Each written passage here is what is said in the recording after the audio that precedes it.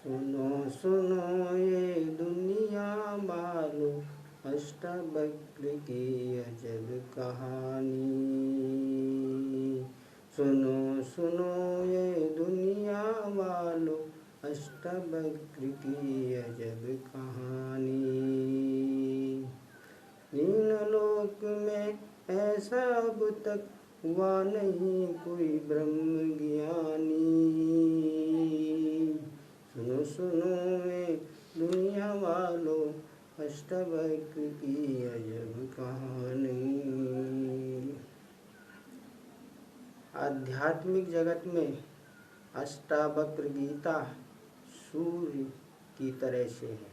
जैसे सूर्य निकलने पर अंधकार चला जाता है, ऐसे ही अष्टावक्र गीता पढ़ने वाले को जब ज्ञान बोध होता है तो उससे जीवन का सारा अज्ञान चला जाता है।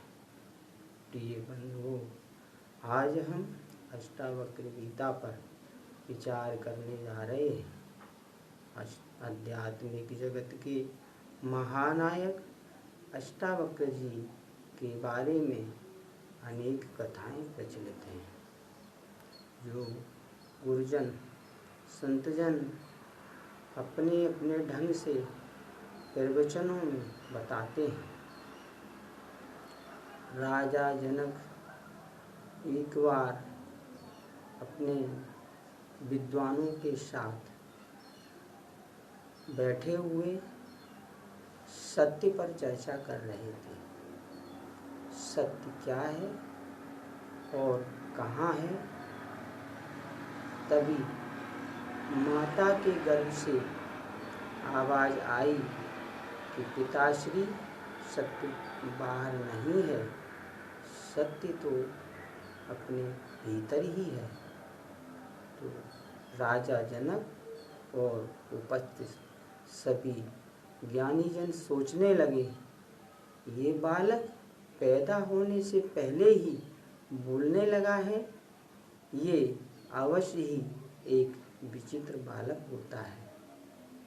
कहते हैं कि एक बार राजा जनक स्वप्नावस्था में देखते हैं कि उनके महल पर और उनके राज्य पर किसी शक्तिशाली शत्रु ने आक्रमण कर दिया है और शत्रु की सेना ने महल को चारों तरफ से घेर लिया है। सभी राजा जनक के सैनिक घबराकर इधर उधर भागने लगे। कुछ सैनिक राजा जनक के पास आते हैं और कहते हैं, हे राजा जनक, हमारी राज्य पर बहुत ही शक्तिशाली शत्रु ने आक्रमण कर दिया है और हमारी ज़्यादातर सेनानी मारे जा चुके हैं और हम कुछ ही लोग जिंदा हैं। अतः आपके प्राणों पर संकट है। कृपया आप अपनी जान बचाने हेतु महल के पीछे के मार्ग से भाग जाइए और अपनी जान को किसी प्रकार बचा लीजिए। तो राजा जनक बहुत परेशान होकर भागते हैं। भागते भागते एक गांव में भूखे प्यासे थके हुए पहुंचते हैं और उस गांव के लोगों ने अपने अपने दरवाज़ों को बंद कर लिया। राजा जनक मन में सोचते हैं कि जिस प्रजा को हमने अपने प्राणों से ज़्यादा प्रेम किया और इनका ध्यान रखा, वो प्रजा आज हम लोगों से विमुख क्यों हो रही है। थोड़ी ही देर में एक महिला दरवाज़ा खोलती है और कहती है कि हे राजन, आप यहाँ से चले जाइए, इससे हमारे गांव पर शत्रु सेना का आक्रमण हो जाएगा और हम लोगों की जान खतरे में पड़ सकती है। तो राजा जनक हाथ जोड़कर कहते हैं कि हे देवी, हमें बहुत प्यास लग रही है, मेरा शरीर थकान से टूटा जा रहा है, मुझे एक खाने के लिए कुछ मिल जाए तो मेरी जान बच सकती है। इस पर उस महिला ने कहा कि राजन, आप गांव के बाहर जाकर एक कुआं है, वहाँ पर पानी पीजिए और साथ ही खेत में कुछ गन्ने खड़े हुए हैं, उनसे आप अपने पेट की क्षुधा को बुझाइए।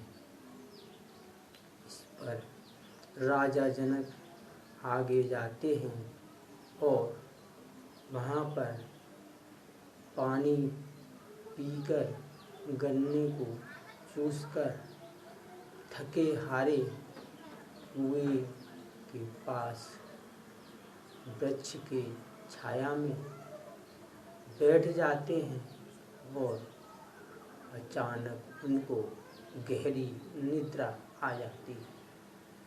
जैसे ही नींद में जाते हैं तो देखते हैं कि उनके आसपास अस्त्र लिए हुए शत्रु के सैनिक चारों तरफ से घेर कर खड़े हुए हैं और उनसे कह रहे हैं कि हे भागे हुए राजा, तेरी मृत्यु समीप आ चुकी है, अब तू यहाँ से बचकर नहीं भाग सकता, आज तेरे प्राणों का अंत होगा। इस पर राजा जनक घबरा जाते हैं और पसीने से लथपथ जैसे ही परेशान होते हैं तो कुछ आवाज़ उनके मुंह से निकलती है। महल के दरबारी, उनके देखभाल करने वाले राजा जनक की चीख को सुनकर दौड़कर उनके बिस्तर के पास आते हैं और देखते हैं कि हे राजन, आप तो सोए हुए हैं और पसीने से तरबतर क्यों हो रहे हैं? कोई परेशानी आपके चेहरे पर क्यों झलक रही है? कृपया अपनी परेशानी का कारण बताइए। तो राजा जनक देखते हैं, उठकर अपने बिस्तर पर बैठते हैं और मन ही मन सोचते हैं कि मैं तो इस समय राज्य का राजा हूँ और अभी स्वप्न में मैंने अपने को भिखारी देखा, तो मैं भिखारी हूँ या अभी राजा हूँ? कहते हैं कि राजा जनक अपनी सभा में पहुंचकर सभी विद्वानों को बुलाते हैं, देश के बड़े बड़े ज्ञानी मनीषियों ऋषियों को बुलाकर सभा में प्रश्न रखते हैं कि हे ज्ञानियों मुनियों, हमें कृपया ये बताने की कोशिश करें कि मैं राजा हूँ या भिखारी हूँ। कहते हैं कि ज्ञानियों ने तरह तरह की तर्कों से राजा जनक को समझाने का प्रयास किया। ऋषियों ने तरह तरह के तर्क दिए, मुनियों ने उनको तरह तरह से समझाने का प्रयास किया, परंतु राजा जनक संतुष्ट नहीं हो सके। जब अष्टावक्र मुनि जी को पता चला कि हमारे राजा जनक अत्यंत चिंतित हैं, तो वह सभा में पहुँचते हैं। उनको देखकर उपस्थित कुछ ज्ञानी लोग 8 जगह से वक्र होने के कारण उनके शरीर को देखकर हंसने लगते हैं कि ये 8 जगह से टेढ़ा व्यक्ति कुरूप लग रहा है, यह क्या राजा को बताएगा, इसको क्या ज्ञान होगा। इस पर अष्टावक्र जी कहते हैं कि हे राजा जनक, आपने अपने इस सभा में मोचियों और चमारों को इकट्ठा क्यों कर रखा है। तो राजा जनक कहते हैं कि मान्यवर, ये तो ज्ञानी लोग हैं, ये मोची और चमार नहीं है। इस पर राजा अष्टावक्र जी कहते हैं कि इन लोगों को हमारे शरीर के टेढ़ेपन की बहुत ही बारीक पहचान है। इन्होंने हमारे शरीर के वक्र भागों को देखकर उपहास किया, परंतु इनको इस शरीर के पीछे छुपे हुए परम तत्व चैतन्य शक्ति आत्मा का बिल्कुल भी बोध नहीं है। तो शरीर की पहचान रखने वाले को क्या चमार कहना गलत है? क्या इन्हें मोची नहीं कहा जा सकता? क्योंकि इनकी पहुंच आत्म तत्व तक नहीं है, इनकी पहुंच केवल शरीर तक है, इनकी पहुंच चमड़े तक ही है। तो राजा जनक सोच में पड़ गए और कहते हैं कि ये व्यक्ति बिल्कुल सत्य कह रहा है। अब राजा जनक अष्टावक्र जी को अपने महल में ले गए और अपने सिंहासन पर बिठाकर उनकी पूजा की, आराधना की और अपना गुरु मानकर उनके चरणों में बैठकर शिष्य भाव से पूछने लगे। हाथ जोड़कर राजा भक्त जी ने अष्टावक्र से 3 प्रश्न किए। पहला प्रश्न, व्यक्ति आत्मज्ञान को कैसे प्राप्त होता है? दूसरा प्रश्न, मुक्ति कैसे प्राप्त होती है? और अंतिम तीसरा प्रश्न, व्यक्ति वैराग्य को कैसे प्राप्त होता है। इन तीनों प्रश्नों को सुनकर अष्टावक्र जी समझ गए कि राजा जनक बड़े ही जिज्ञासु हैं।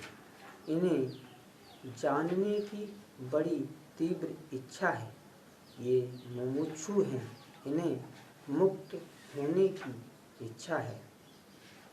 अज्ञानी व्यक्ति, साधारण व्यक्ति या संसारी व्यक्ति स्वर्ग की कामना करता है, परंतु मूढ़ व्यक्ति भोग पदार्थों राग द्वेष की बात करता है।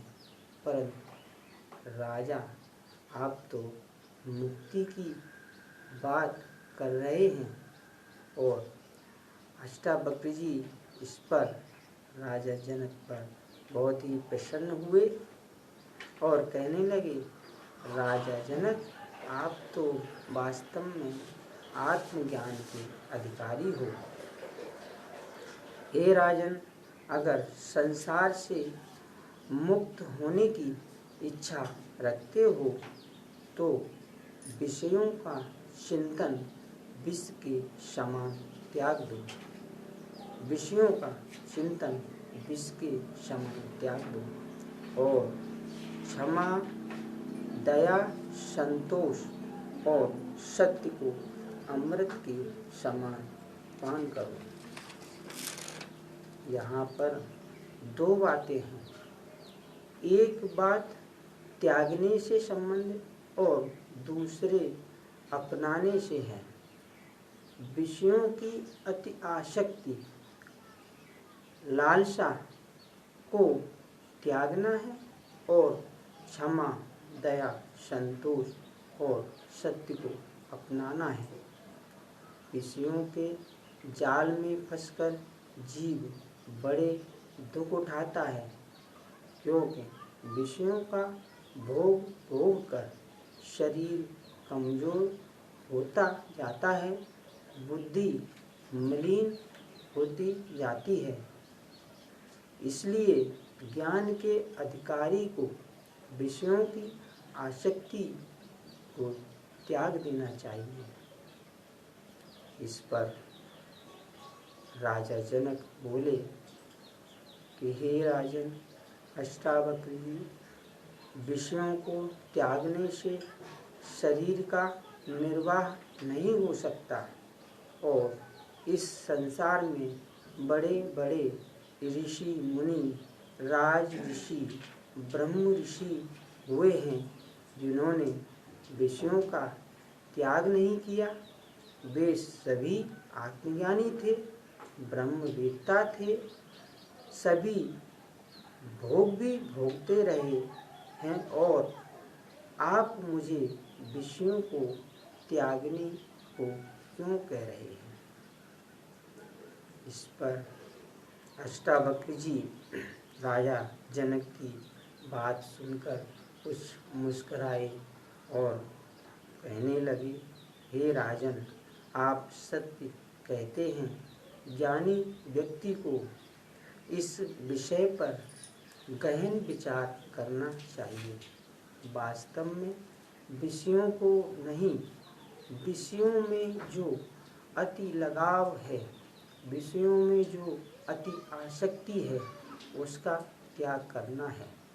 पांचों इंद्रियों के जो विषय हैं, उनमें से एक भी प्राप्त न हो तो चित्त व्याकुल हो जाता है और फिर उस विषय को प्राप्त करने के लिए व्यक्ति उल्टे सीधे ढंग अपनाता है। छल कपट करना, ये एक श्रृंखला चल पड़ती है और व्यक्ति उसमें उलझता चला जाता है और धीरे धीरे पतन की ओर बढ़ता हुआ अपने जीवन को गर्त में गिरा लेता है।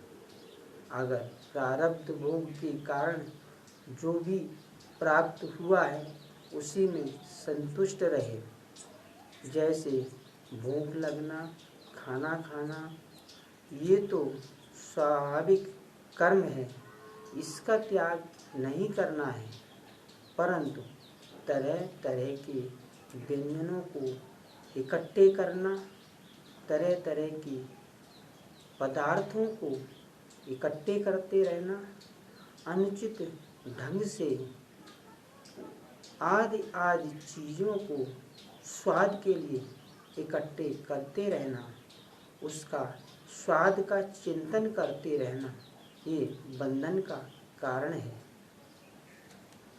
जिन इंद्रियों के द्वारा विषय के भोगों का चिंतन करना, इस माया जालों में मनुष्य उलझता चला जाता है, उसकी अति आसक्ति को त्यागना ही विषयों का त्याग माना जाता है।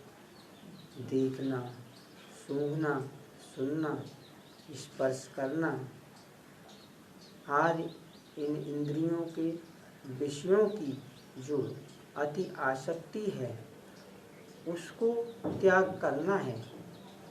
जो स्वयं प्रारब्धवश मिल जाए उसी में संतुष्ट रहना ज्ञानी व्यक्ति के लक्षण हैं। जिसके पास संतोष धन है, जो संतोषी जीव है, वही सुख पाते हैं। योग वशिष्ठ में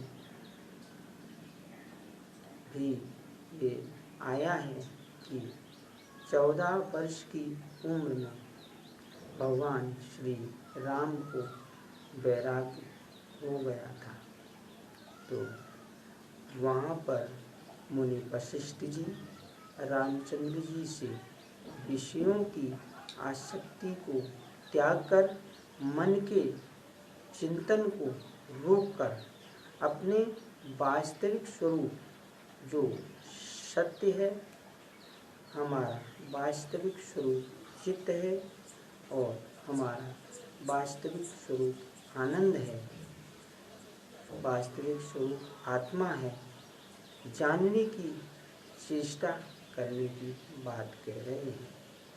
और इसी बात को मुनि अष्टावक्र जी यहाँ राजा जनक को बार बार समझाते हैं कि विषयों की आसक्ति को त्यागना है।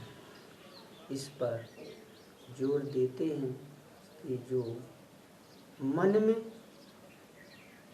जो काम के विचार, क्रोध के विचार, लोभ के विचार और मोह के विचार लगातार चलते रहते हैं, उनका त्याग करना ही जीवन को समृद्ध बना सकता है, सुखी बना सकता है और मुक्ति प्रदान कर सकता है। आज इतना ही। ओम